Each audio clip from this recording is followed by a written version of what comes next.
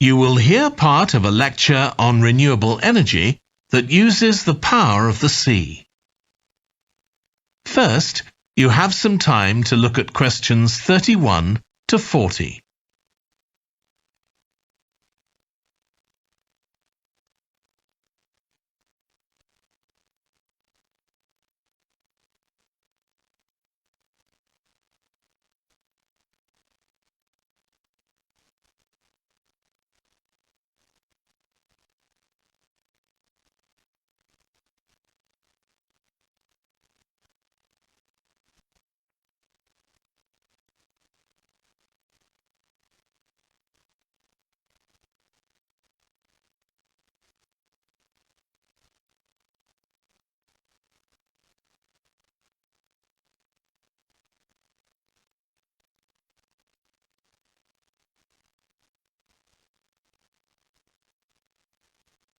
Now listen carefully and answer questions 31 to 40.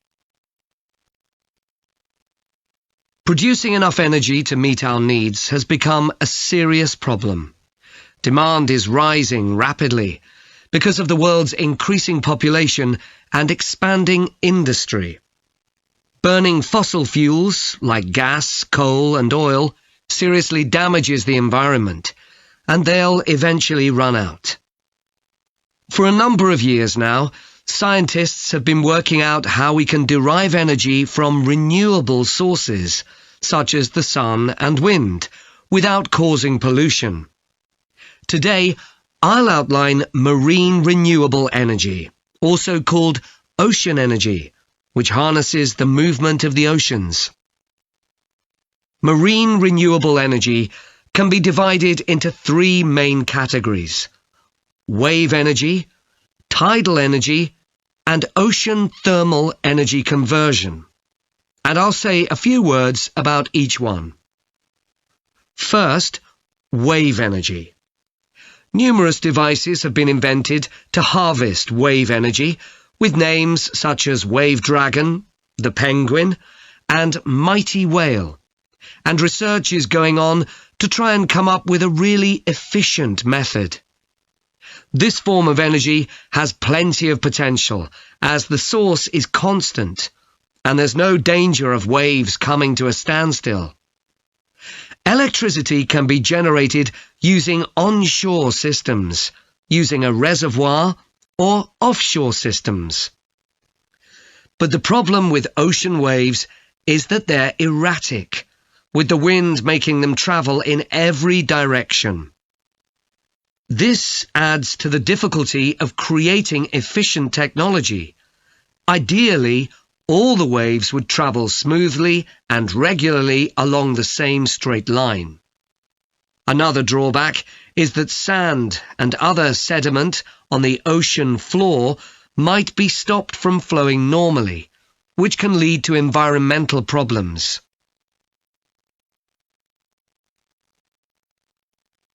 The second category of marine energy that I'll mention is tidal energy. One major advantage of using the tide rather than waves as a source of energy is that it's predictable. We know the exact times of high and low tides for years to come.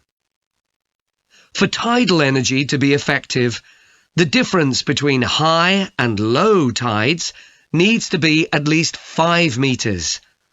And this occurs naturally in only about 40 places on Earth.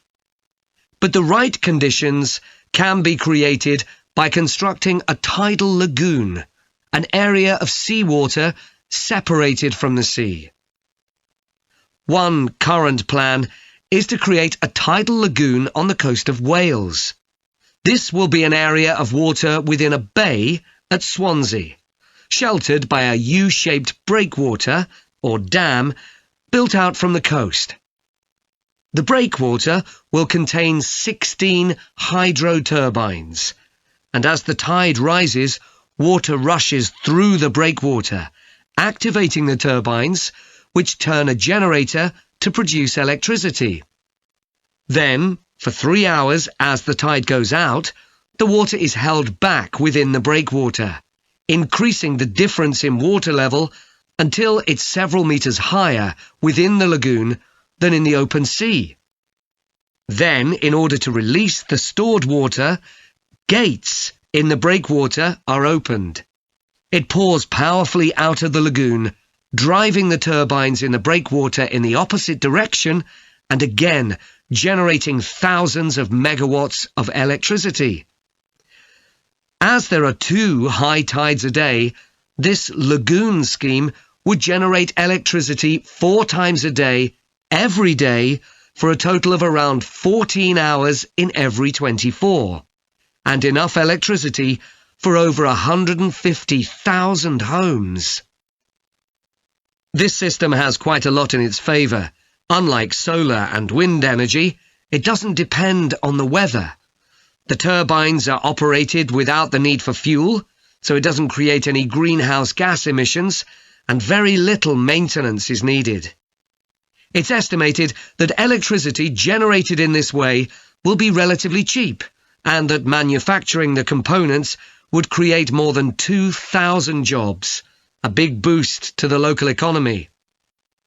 On the other hand, there are fears that lagoons might harm both fish and birds, for example by disturbing migration patterns and causing a build-up of silt, affecting local ecosystems. There are other forms of tidal energy, but I'll go on to the third category of marine energy, ocean thermal energy conversion. This depends on there being a big difference in temperature between surface water and the water a couple of kilometres below the surface, and this occurs in tropical coastal areas. The idea is to bring cold water up to the surface using a submerged pipe. The concept dates back to 1881, when... That is the end of section 4. You now have half a minute to check your answers.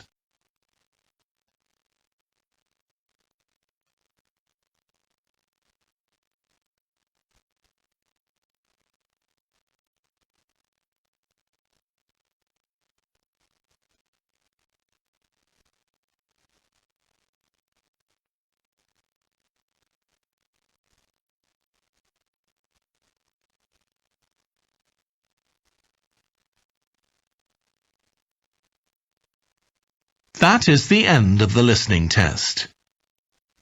In the IELTS test, you would now have 10 minutes to transfer your answers to the answer sheet.